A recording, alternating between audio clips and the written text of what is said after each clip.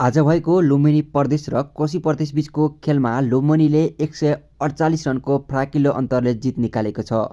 पहिले ब्याटिङ गरेको लुम्बिनीले 49.3 ओभरमा 249मा अलआउट हुन पुगेको थियो। त्यस्तै दोस्रो ब्याटिङमा आएको कोशी 31.4 ओभरमा 101मै अलआउट हुन पुगेको थियो। अब कुरा गरौँ पहिले ब्याटिङ गरेको लुम्बिनी प्रदेशको बारेमा।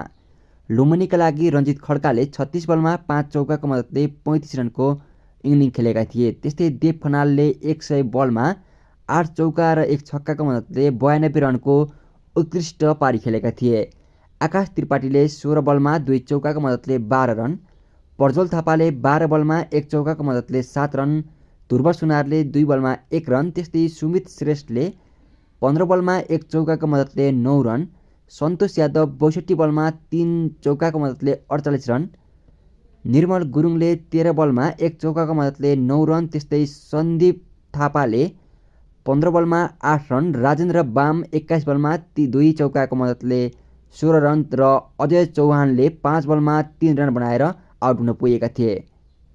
बोलिङतर्फ कोशी प्रदेशका फिरदोस अन्सारीले 4 ओभरमा 33 रन खर्चेर विकेट विन रहेका थिए। त्यस्तै विपिन महतो 7.3 ओभरमा 1 मिडन ओभर गर्दै 43 रन खर्चेर 1 विकेट लिएका थिए। ज्ञानेन्द्र श्रेष्ठले 6 ओभरमा 39 रन खर्चेर विकेट विन रहेका थिए। त्यस्तै दिपेश कणेलले 10 ओभरमा 44 रन खर्चेर 2 विकेट लिएका थिए।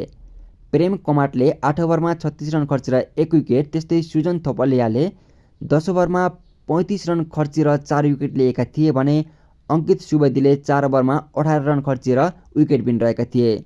अब कुरा गरौँ कोशी प्रदेशको बारेमा।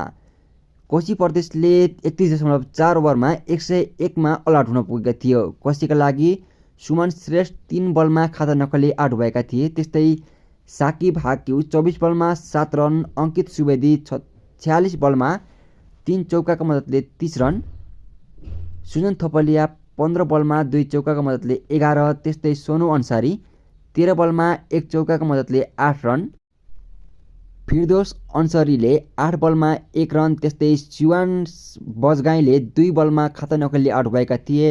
दिपेश कणेलले 36 बलमा 2 चौकाको मद्दतले 15 रन, विपिन महतो 1 बलमा 0, प्रेम कमात 35 बलमा 1 चौकाको मद्दतले 8 रन र ज्ञानेन्द्र श्रेष्ठले 7 बलमा 1 चौकाको मद्दतले 4 रन बनाएका थिए। बोलिङतर्फ लुम्बिनीका सन्देश थापाले 6 ओभरमा 2 मिडन गर्दै 9 रन खर्चेर 1 विकेट लिएका थिए। राजेन्द्र बामले 6.4 ओभरमा 30 रन खर्चेर 3 विकेट, निर्मल गुरुङले 5 ओभरमा 16 रन खर्चेर 2, अजय चौहानले 4 ओभरमा 22 रन खर्चेर विकेट विन रहेका थिए। त्यस्तै सन्तोष यादवले 7 ओभरमा 1 मिडन गर्दै 11 रन खर्चेर 4 विकेट लिएका थिए। ध्रुव सुनारले 1 ओभरमा 4 रन र देव खनालले 2 ओभरमा 1 मिडन गर्दै 2 रन खर्चेर विकेट विन रहेका थिए।